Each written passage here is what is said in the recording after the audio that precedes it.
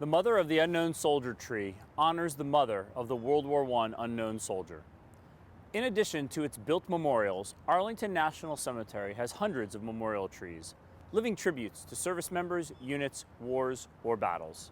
This memorial tree, a river birch, was dedicated on May 8, 1932, in honor of the mother of the World War I unknown soldier. It is the earliest known memorial tree in the cemetery.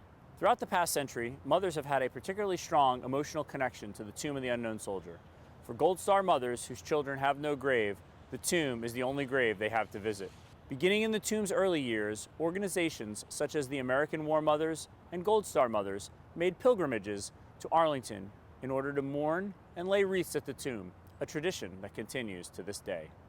The Mother of the Unknown Soldier tree is located here in Section 35.